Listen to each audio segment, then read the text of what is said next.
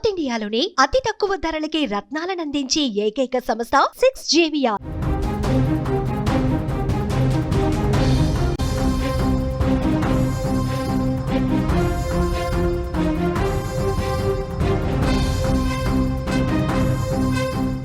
మరో breaking news చూస్తున్నాం. తెలంగాణలో భారీ వర్షాలు బీభత్సం సృష్టిస్తున్నాయి.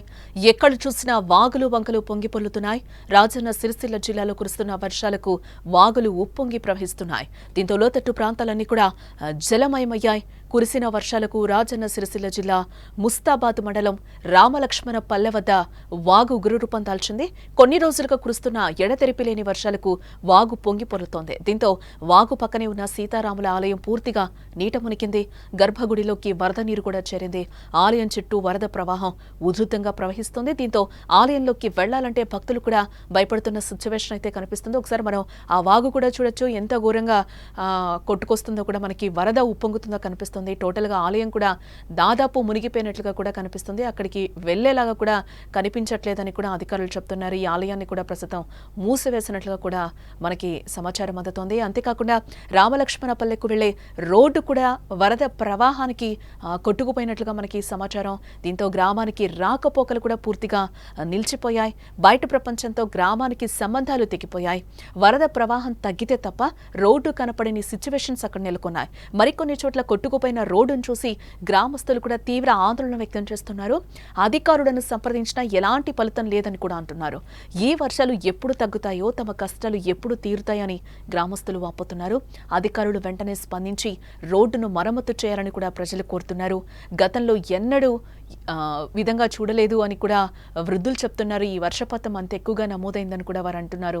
ప్రస్తుతానికి వాతావరణ శాఖ మరో 4 రోజులు భారీ వర్షాలు ఉన్నాయని కూడా హెచ్చరిస్తోంది. కాబట్టి ప్రజలు చాలా అప్రమత్తంగా ఉండాలి. ముఖ్యంగా వాగులు వంకల దగ్గరకు వెళ్లకుండా జాగ్రత్తలు అయితే తీసుకోవాలి. అధికార యంత్రాంగం కూడా ఎప్పటికప్పుడు ప్రజలకు సహకారాన్ని అందిస్తోంది. ముస్తాబాద్ మండలం ప్రజల పరిస్థితి ఎప్పటికప్పుడు సాధారణ స్థితికి వస్తుందో అని కూడా అందరూ ఎదురు చూస్తున్నారు.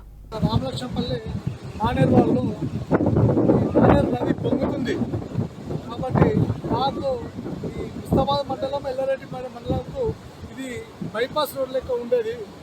ఈ మానేరు ఉధృతంగా ప్రవహిస్తున్నది. గత 38 సంవత్సరాల క్రితం ఈ వాగు వచ్చింది. అంత అప్పటి నుంచి ఇప్పటి వరకు ఇప్పుడే ఇంత పెద్ద వాగు వచ్చింది.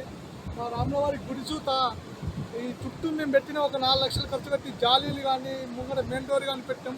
అది చూత కొట్టుకపోయినాయి. ఈ రోడ్డు ఉండే మాకు కాజ్వే ఉండే. నేను గత 5 సంవత్సరాలు సర్పంచ్ చేసిన. అప్పటి నుంచి మాకు మంత్రి గారు కేటీఆర్ సుతా ఇది బ్రిడ్జ్ కావాలంటే సార్ సుతా నెక్స్ట్ ఇయర్లో చేస్తామన్నాడు. అంతలోకే ఈ మా ప్రభుత్వం పోయింది. ఇప్పటికైనా ఈ ప్రభుత్వం స్పందించి మాకు ఒక బ్రిడ్జ్ సాంగ్ చేసి మాకు ఈ ముస్తాబా మండలానికి ఎల్లరెడ్డిపేట మన రాకపోకలు కల్పించాల్సిందిగా కోరుచున్నాను. మాకు ఎప్పుడైనా ప్రతి సంవత్సరం వర్షాలు వస్తే ఇదే ఇబ్బంది అవుతుంది. ఈ కాజ్వే కొట్టుకపోవడు మళ్ళీ పోయడానికి గవర్నమెంట్ 2 సంవత్సరాలు 2 నెలలు 3 నెలలు టైం పడుతుంది. అసలు మా కాజ్వే బాగా ఇబ్బంది అవుతుంది. మాకు ఇక్కడే రాములవారి టెంపుల్ ఉంది పక్కనే. టెంపుల్కి పోయేతందే కూడా చాలా ఇబ్బంది అవుతుంది మాకు ఎప్పుడు ప్రతి సంవత్సరం. ఇదే ఈ కాజ్వే పైన మాకు బ్రిడ్జ్ శాంక్షన్ చేస్తే మాకు చాలా సంతోషం. మన గవర్నమెంట్ అయినా ఇప్పటికైనా చర్య తీసుకొని మాకు ఈ బ్రిడ్జి మంజూరు చేయగలని మేము మనవి చేస్తున్నాం.